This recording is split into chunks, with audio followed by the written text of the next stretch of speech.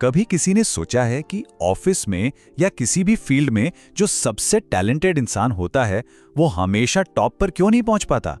चलिए आज हम इसी गुत्थी को सुलझाते हैं और स्टैनफोर्ड के प्रोफेसर जेफरी फेफर के काम के जरिए जानते हैं पावर यानी शक्ति के असली नियम क्या हैं। ये एक ऐसा सवाल है जो हम सबके मन में कभी ना कभी तो आता ही है।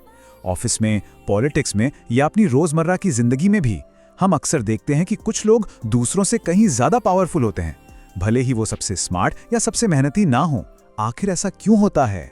देखिए, बचपन से हमें एक ही कहानी सुनाई जाती है कि बस मेहनत करो, ईमानदार रहो, अपना काम अच्छे से करो और सफलता तुम्हारे कदम चूमेगी। पर क्या सच में दुनिया ऐसे ही चलती है? तो यहीं पर एंट्री होती है प्रोफेसर जेफरी फेफर की। उन्होंने सालों तक बड़े बड़े सीईओज, नेताओं और लीडर्स को स्टडी किया और उनके रिसर्च ने इस पूरी सोच को ही हिलाकर रख दिया। उन्होंने बताया कि पावर के असली नियम हमारी सोच से बिल्कुल अलग हैं। ये जो बात है ना, ये सफलता के बारे में हमारी पूरी समझ को उलट-पुलट कर देती है। इसका मतलब है कि सिर्फ अच्छा काम करने से पावर नहीं मिलती, बल्कि जब आपके पास पावर होती है तब आपके काम को अच्छा माना जाता है। पहले पावर, फिर परफॉर्मेंस।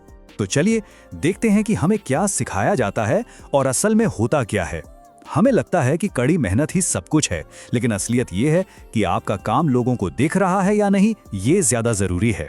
हमें लगता है कि टैलेंट को इनाम मिलता है, पर सच तो ये है कि पॉलिटिक्स अक्सर परफॉर्मेंस पर भारी पड़ जाती है। अब ये सब सुनकर ऐसा लग सकता है कि पावर या शक्ति कोई बुरी चीज है, लेकिन फेफर कहते हैं नहीं, पावर तो एक टूल की तरह है, एक औजार। अब सवाल ये है कि क्या हम इस औजार को चलाना सीखेंगे या फिर दूसरों को इसका इस्तेमाल अपने खिलाफ करने देंगे।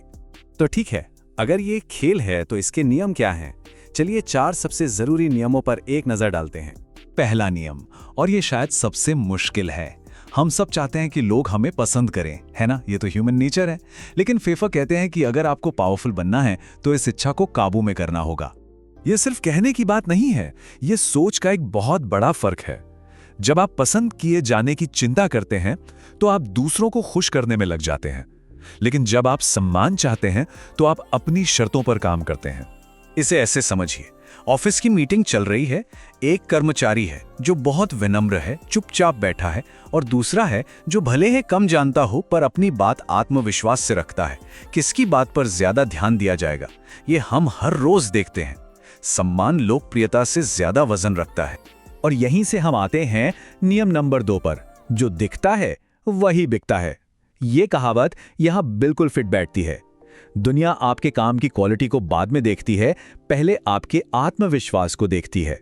ये बात सुनने में थोड़ी अजीब लग सकती है, पर यह सच है। अक्सर सबसे बेहतरीन आइडिया नहीं जीतता, बल्कि वो आइडिया जीतता है जिसे सबसे ज्यादा कॉन्फिडेंस के साथ पेश किया जाता है। मीटिंग वाली बात पर वापस आते हैं। एक आदमी धीरे से कहता है, शायद हमें ये कोशिश करनी चाहिए। उसकी बात हवा में उड़ जाती है। फिर कोई दूसरा खड़ा होता है और जोर से कहता है, यही सबसे अच्छा तरीका है, और सब मान जाते हैं। आत्मविश्वास से ही दूसरों में विश्वास पैदा होता है और उसी से पावर मिलती है। अब आते हैं तीसरे नियम पर, और यह नियम बहुत से मेहनती लोगों को चुभ सकता है, लेकिन इसे समझना बहुत जरूरी है। सीधी सी बात है, अगर आपके काम को कोई देख ही नहीं रहा तो वो काम हुआ ही नहीं, कम से कम दूसरों की नजर में तो बिल्कुल नहीं। ये उस पेड़ की तरह है जो जंगल में गिरता है पर कोई सुनने वाला नहीं होता। मान लीजिए 2 लोग हैं। पर्सन ए जो चुपचाप कोने में बैठकर 10 घंटे तक बेहतरीन काम करता है, और पर्सन बी जो अपने काम के बारे में 2 घंटे लोगों को बताता है, प्रेजेंटेशन देता है, सीनियर्स को अपडेट करता है। प्रमोशन के चांस किसके ज्यादा हैं? सुनने में भले ही गलत लगे, पर जवाब है पर्सन बी। और चौथा नियम है, अकेले मत चलिए। आप कितने भी काबिल क्यों ना हो, अकेले आप एक सीमा तक ही जा सकते हैं। पावर एक टीम गेम है। इस लाइन का मतलब बहुत गहरा है। स्किल से आप कंपनी के लिए यूजफुल तो बन जाते हैं, लेकिन जब आपकी जरूरत खत्म होती है तो आपको रिप्लेस किया जा सकता है। मगर जब आपके साथ सहयोगी यानी एलाइज होते हैं तो वो आपकी ढाल बन जाते हैं। आपको हटाना लगभग नामुमकिन हो जाता है। जरा सोचिए, जब आपसे कोई गलती हो जाती है तो आपको बचाता कौन है? जब आप मीटिंग में नहीं होते तो आपके लिए बोलता कौन है? प्रमोशन की बात आती है तो आपका नाम आगे कौन करता है? यही तो है एक नेटवर्क की असली ताकत। अब हो सकता है कि ये सारे नियम सुनकर मन में ये सवाल आ रहा हो कि अरे ये तो सब मैनिपुलेशन है, जोड़ तोड़ है, और ये सवाल बिल्कुल जायज है।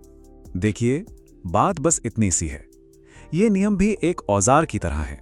इनका इस्तेमाल अच्छे के लिए भी हो सकता है और बुरे के लिए भी।